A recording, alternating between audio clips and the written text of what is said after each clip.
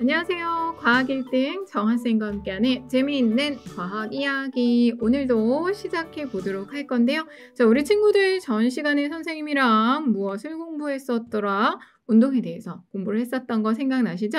그 중에서도 자유낙하 운동 이야기 했었습니다. 공기 저항이 없을 때 지표면 근처에서 정체해 있던 물체가 중력만 받아서 떨어지는 운동을 하는 걸 우리는 자유낙하 운동이라고 얘기를 했었고요. 이때 물체에 작용하는 힘은 물체의 무게와 같고 방향은 연직 아래 방향이었습니다. 그래서 물체가 운동하는 방향도 연직 아래 방향이라는 거 우리가 확인을 했었죠. 결과적으로 생각을 해보면 물체의 중력이 작용해서 중력의 방향으로 물체가 떨어지고요. 이때 물체의 속력은 힘의 방향과 운동 방향이 같잖아. 그래서 속력이 일정하게 증가를 하는데 얼만큼? 1초에 9.8m/s씩 증가한다 라고 했습니다. 요거 알아두시고 그래서 속력을 계산을 할 때 자유낙하 운동에서는 시간 곱하기 9.8 해서 계산을 할 수 있었고요. 중력의 크기라고 하는 건 무게죠. 9.8 곱하기 질량 킬로그램으로 계산을 한다. 그래서 무거운 물체는 더 큰 힘으로 잡아당깁니다. 무겁든 가볍든 떨어뜨리게 되면 진공 중에서 자유낙하를 하면 동시에 떨어져요 라고 배웠었더래더라. 생각나십니까? 자, 그럼 그거까지 정리 다시 한번 해봤고요. 오늘의 수업으로 들어가 볼 겁니다. 오늘의 주제는 일과 에너지입니다. 자, 우리 친구들 일상생활을 하면서 어른들이 일하고 오겠습니다. 일하고 올게요. 라고 이야기를 하고 오늘 일이 너무 많았어. 힘들었어. 이런 얘기 많이 하는데 오늘은 과학에서의 일에 대한 이야기를 해보도록 할 거예요. 자, 그러면 지금부터 출발할게요. 첫 번째 핵심. 과학에서의 일부터 알아보도록 할 건데 물체에 힘이 작용하고 물체가 그 힘의 방향으로 이동할 때만 우리는 과학에서 힘이 물체에 일을 했다라고 이야기를 합니다. 아주 대표적으로 여러분 생각을 해보시면 여러분들 마트 같은 데 가보시면 카트 밀고 다니면서 장을 보죠. 자, 이런 카트, 수레 등을 수평 방향으로 밀고 갑니다. 이게 바로 일을 한 거고요. 또는 가방을 들어 올립니다. 가방을 드는 힘이 작용을 했고 그 힘의 방향으로 가방이 올라갔죠. 이게 바로 과학에서의 일이에요. 자, 그런데 이거 일의 양이 0인 경우도 있거든요. 어떨 때 일의 양이 0인 경우인지 살펴보시면 우선 물체가 이동을 하더라도 물체에 작용한 힘이 0이 되면 한 일의 양은 0입니다. 자, 여러분들 선생님이랑 앞에서 등속운동 배웠던 거 생각납니까? 등속운동 성력이라고 그러려고 했어. 속력이 변하지 않은 속력이 일정한 운동을 등속운동이라고 하고 이렇게 등속운동하는 물체에는 힘이 작용하지 않아요 라고 얘기했었죠. 이런 경우 과학에서 일은 0인 거야. 자, 그리고 만약에 내가 물체에 힘을 주더라도요. 그 물체가 정지해 있으면 힘이 한 일은 0이 되겠죠. 암만 힘을 주면 뭐해? 움직이질 않았는데 예를 들어서 여러분들이 벽을 밀고 서 있어 봐. 여러분이 벽을 1시간이고 2시간이고 밀고 서 있는다고 그 벽이 이동을 합니까? 안 합니까? 안 하죠. 내가 힘을 줘서 열심히 밀지만 나 힘들어서 죽을 것 같고 땀이 삐질삐질 나지만 이동하지 않으면 한 일의 양은 0인 거죠. 자, 그리고 하나 더.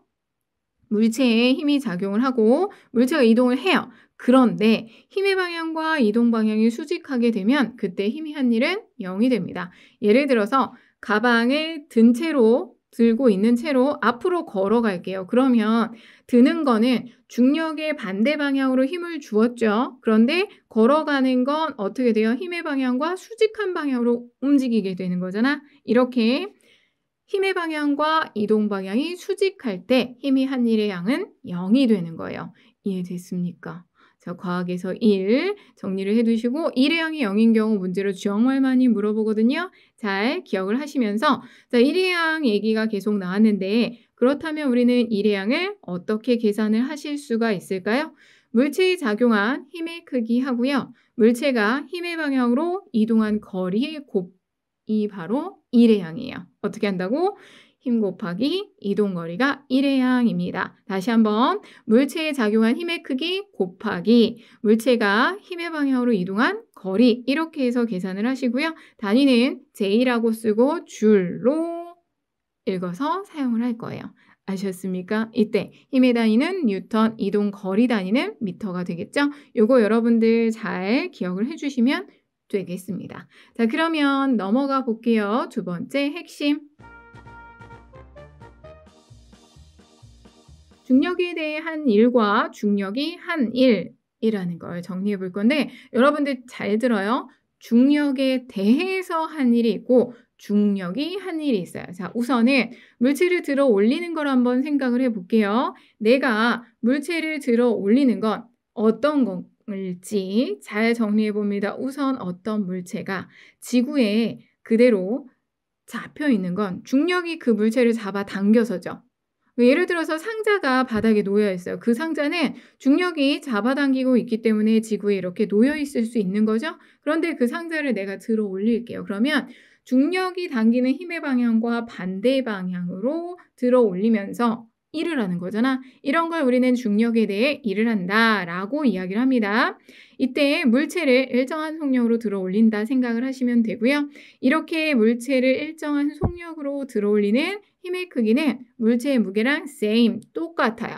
그러니까 물체의 무게와 들어 올린 높이를 구하시면 그 둘을 곱하면 그게 바로 중력에 대해 한 일의 양이 되겠죠. 물체의 무게는 어떻게 계산하는데 만약에 질량 킬로그램으로 나오면 킬로그램 질량에다가 곱하기 9.8을 하시면 그게 바로 무게, 중력의 크기가 되는 거고 그 중력의 크기 곱하기 들어 올린 높이 계산을 하면 그게 바로 중력에 대해 한 일의 양이 됩니다. 이해됐습니까? 다시 한번 물체를 들어 올릴 때가 중력에 대해 일을 하는 거고 물체의 무게 곱하기 들어 올린 높이로 일의 양을 계산하시면 됩니다. 라고 이야기를 했었죠? 자, 그럼 이번에는 중력이 한 일을 이야기할 건데 조금 아까 들어 올렸어요. 물체를 들어 올려서 중력에 대해 일을 했습니다. 이렇게 들어 올린 상태에서 그 상자를 그냥 그대로 놓게 되면 어떻게 돼? 떨어지지. 왜? 중력이 상자를 잡아당기기 때문에 상자가 떨어지죠. 결국은 중력이 상자를 잡아당기는 일을 하는 거예요. 일의 양은 물체에 작용하는 중력의 크기 곱하기 물체가 낙하한 거리로 계산을 하시면 되는데 중력의 크기는 얼마? 중력의 크기가 무게잖아. 킬로그램 질량 곱하기 9.8을 하시면 여러분이 계산하실 수 있고요. 중력의 크기 곱하기 낙하 거리가 바로 중력이 한 일의 양이 되는 거예요.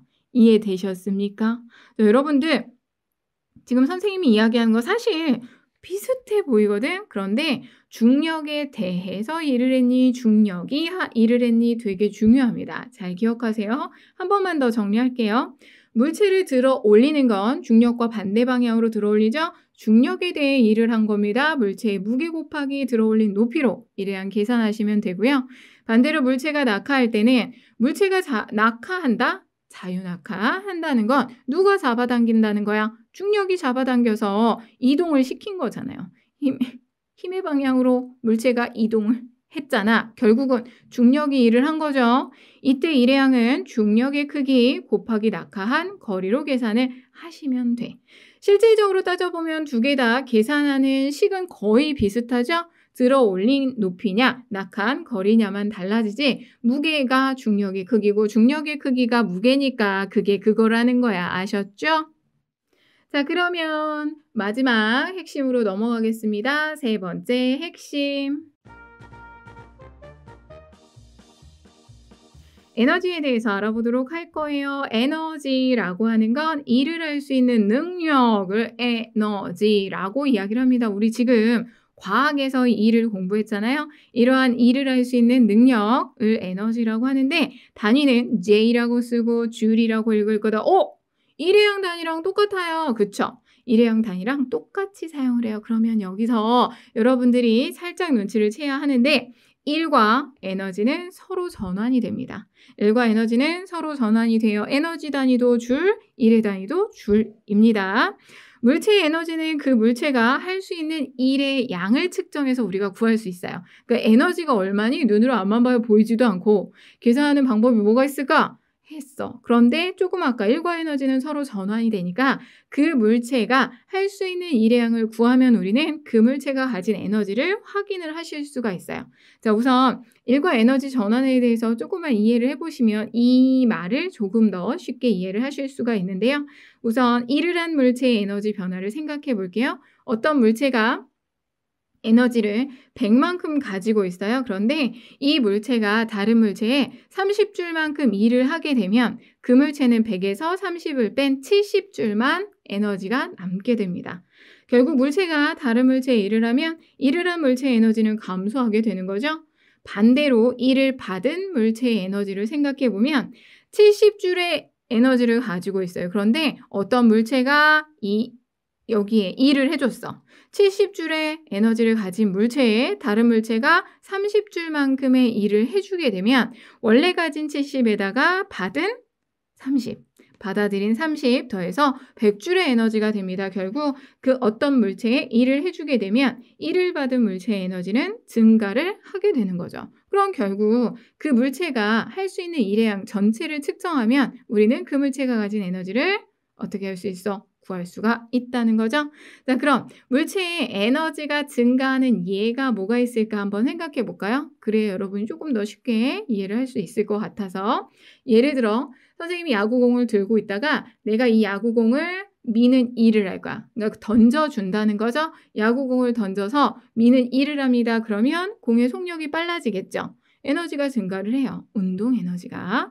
반대로 수레를 미는 일을 해볼까요? 반대는 아니고 또 다른 예로 수레를 미는 일을 하게 되면 수레의 속력이 빨라지면서 에너지가 증가를 하겠죠. 또 이번엔 진짜 반대로 선생님이 높은 곳에서 추를 떨어뜨리도록 할게요. 그 추가 뚝 떨어지면서 바닥에 있는 말뚝을 쿡 박는 일을 합니다. 그러면 그 추의 에너지는 감소를 하겠죠. 말뚝 박은 만큼 일을 하고 에너지가 감소하죠. 이런 식으로 여러분들이 일과 에너지가 서로 전환이 되는구나. 근데 내가 에너지를 측정하기는 어렵지만 그 물체가 할 수 있는 일의 양을 측정하면 에너지를 구할 수 있구나. 이렇게 정리하시면 쉬울 것 같아요. 이해되셨습니까? 자, 여기까지 해서 기본적인 내용을 정리를 해봤거든요. 사실 에너지에 대한 건 계산하는 문제가 꽤 나오게 되는데 선생님이랑 뒤에 가서 운동 에너지, 위치 에너지 요 이야기를 조금 더 해봐야 에너지 계산하는 게 어떻게 나올지 감 잡을 수 있으니까 오늘은 여기까지 맞춰보도록 하겠습니다. 그러면 마지막으로 한 번 더 정리할까요? 과학에서 이 일을 정리를 해봤었죠. 물체에 힘이 작용해서 물체가 힘의 방향으로 이동할 때 과학에서는 힘이 물체에 일을 했다라고 합니다.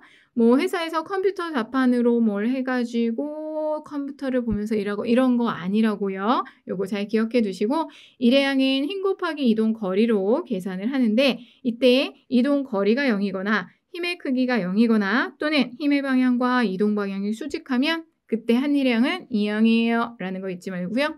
중력에 대해 한 일은 물체를 들어 올릴 때죠. 무게 곱하기 들어 올린 높이로 계산을 하고 중력이 한 일은 물체가 자유낙하할 때입니다. 중력의 크기 곱하기 낙하한 거리로 일의 양을 계산하는데 거의 똑같은 거야. 무게가 중력의 크기니까.